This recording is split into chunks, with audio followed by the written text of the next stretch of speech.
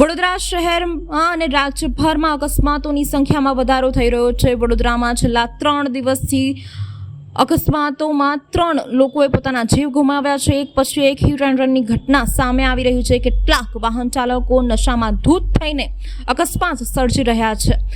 મંગળવારે સવારે વાઘોડિયા 4 રસ્તા પાસે હિટ એન્ડ રનની ઘટના સામે આવી હતી, જેમાં ટેમ્પો ચાલકે વિદ્યાર્થીને અડફેટે લીધી હતી।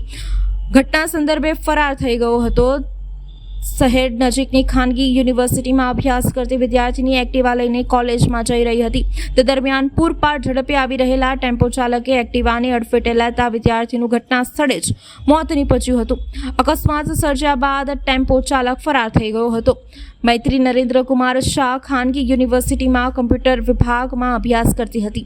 ઘટનાની જાણ પોલીસ અને પરિવારજનોને થતાં તેઓ ઘટના સ્થળે આવી પહોંચ્યા હતા। પોલીસે મૃતદેહને પીએમ અર્થે હોસ્પિટલ ખાતે ખસેડ્યો હતો તથા અકસ્માતનો ગુનો નોંધી વધુ તપાસ હાથ ધરી હતી। અકસ્માતમાં જીવ ગુમાવનાર દીકરી મૈત્રી શાહના પરિવારજનો દ્વારા અંગદાન કરવાનો નિર્ણય કરવામાં આવ્યો છે। જો કે ઘટનાને લાંબો સમય થઈ ગયો હોવાના કારણે મૈત્રી શાહની આંખોનું દાન કરવામાં આવ્યું હતું। અકસ્માતમાં જીવ ગુમાવનાર દીકરીના સ્વજનો અકસ્માત કરનાર વ્યક્તિ સામે કડક કાર્યવાહીની માંગ કરી હતી। અકસ્માત સર્જી ફરાર થનાર વાહન ચાલકના સીસીટીવી ફૂટેજ સામે આવ્યા છે। પોલીસે સીસીટીવીના આધારે ફરાર વાહન ચાલકને શોધી કાઢવાના ચક્રો ગતિમાન કર્યા છે। થોડા ઘણા સમયથી અત્યારે બહુ એક્સિડન્ટ વડોદરા શહેરમાં થઈ રહ્યા છે।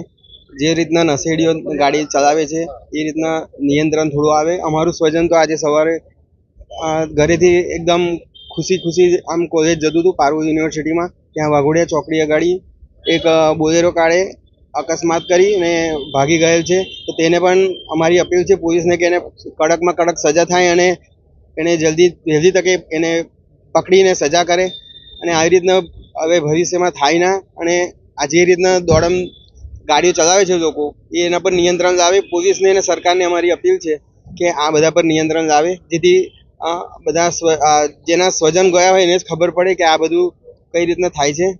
એટલે અમારી અપીલ છે સરકારને। અમારા ફેમિલીના અમારી ઈચ્છા હતી કે ભાઈ છોકરીની આંખો વ્યવસ્થિત એ છે તો બીજા કોઈને ઉપયોગમાં આવી શકે કે જેથી બીજાને આંખની દ્રષ્ટિ મળી શકે। એ અનુસાર અમે એ દીકરીની આંખોનું અમે દાન કર્યું છે। જ્યારે બીજા અંગોનો પણ ઈચ્છા હતી પણ એ બીજા અંગો દાન થઈ શકે એમ ન હોવાથી અમે એ કરી શક્યા નથી।